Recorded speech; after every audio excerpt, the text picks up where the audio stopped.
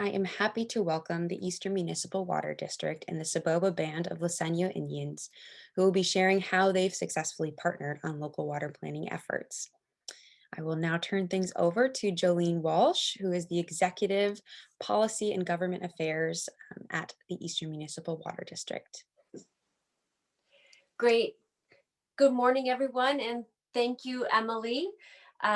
Next slide, please. We're very pleased to be here today to talk about our collaboration and partnership with the Saboba Band of Luiseno Indians. We enjoy a great relationship with them and have a very positive story to share. I'd like to provide a quick overview of EMWD.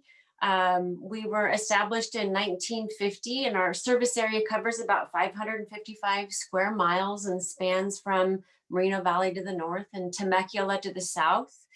We're governed by a 5-member elected board who you can see on the map here.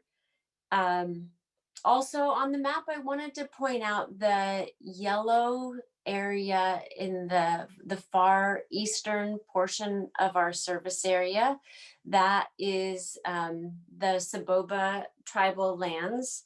And then we won't be discussing our partnership with Pechanga today. However, we also share an excellent relationship with them, and their tribal lands are identified in the orange corner or the orange area and the southern tip of our service area. Eastern Municipal Water District got its name because it is the easternmost member agency of the Metropolitan Water District. So Eastern Municipal as a name does not mean much to many people, but that's how we got our name. On to the next slide, please. All right, I'm going to launch right into our water management partnership with Saboba. The story does get off to a bit of a rocky start with the construction of the Metropolitan Water District 13-mile tunnel under the San Jacinto Mountains that transports Colorado River water to Southern California. This tunnel was built in the 1930s, and while it was an engineering marvel at the time, it wasn't well sealed. So water, groundwater from the tribal lands began seeping into this tunnel. Rightfully so, the Saboba sued the federal government in the Indian Claims Commission for failing to protect the reservation's water resources in 1950. The federal government settled the lawsuit in 1991 for $12 million. A subsequent lawsuit in 2000, the tribe and water districts entered into a settlement in about 2007 to resolve these legal claims. Specifically, the settlement gave a final resolution of Saboba's water rights and claims and guaranteed the tribe 7,500 acre feet of water per year at a reduced cost from Metropolitan through the year 2035. In addition, the three other agency participants will pay a combined $17 million to the tribe for access to any of Saboba's unused water.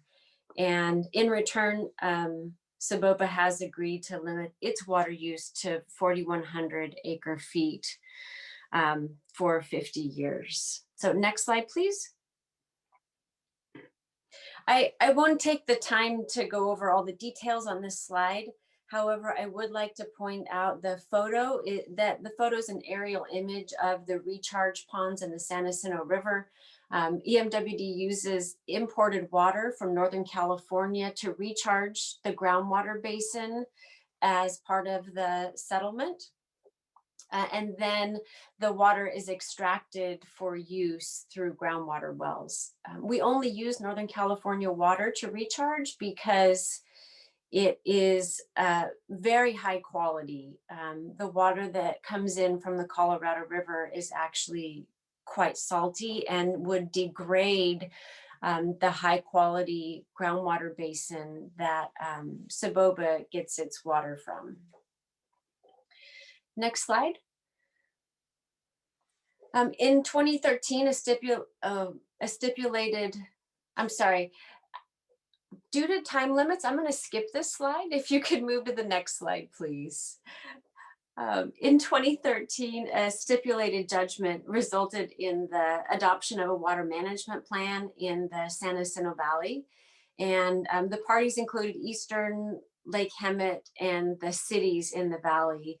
And considering the tribe has a guaranteed right to the water in the basin, they were not a member to this, but we do coordinate with the tribe on reporting through the water master.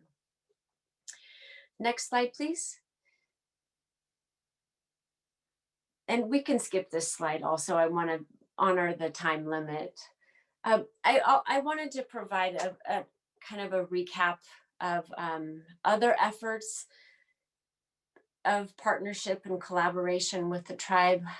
They have been growing really quickly, and as the local water and wastewater provider, we entered into an agreement in 2017 to provide sewer service as they were building their new casino. They move at a really quick clip with development, and we did our best to meet their deadline of getting the sewer service in place for them to open about a year later. Also, to maintain our relationship, we have quarterly, maybe sometimes they're twice yearly meetings to provide updates to the tribal council.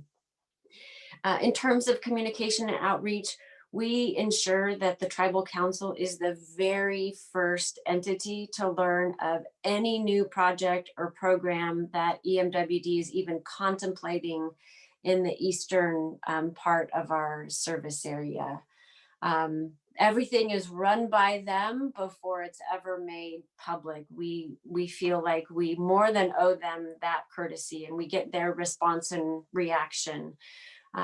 One of the recent examples of that is our purified water replenishment program that is literally more than a decade away from being constructed, but this would put purified recycled water into that groundwater basin. So we checked in with them very early, and we will continue to check in with them often. We extend our education programs to them, and then the last item there is that the Saboba members of the tribal council participate in the Diamond Valley Lake Recreation Ad Hoc Committee that kind of charts the way for recreation around and in Diamond Valley Lake. And that concludes my presentation. I apologize. I think I'm a couple of minutes over, but thank you for the opportunity. Thank you, Jolene. You are actually right on time. So way to go in keeping your time. With that, I would love to introduce Ken McLaughlin, who serves as the Public Works Director at the Saboba Band of Liseño Indians. Ken has also served on the Jurupa Community Service District Board for 20 years. And we'll turn things over to Ken to share his perspective from the tribe. I just wanted to take a few minutes and again, just try to let people know and kind of, from the tribal side, from what we've been working on and a lot of the things that are happening here at Saboba, is it's just working with people, partnering with people, having an understanding at the beginning of a conversation or a project to make sure that we work together, that we're understanding the community, being able to understand the planning, work together as a group so we don't have problems or issues.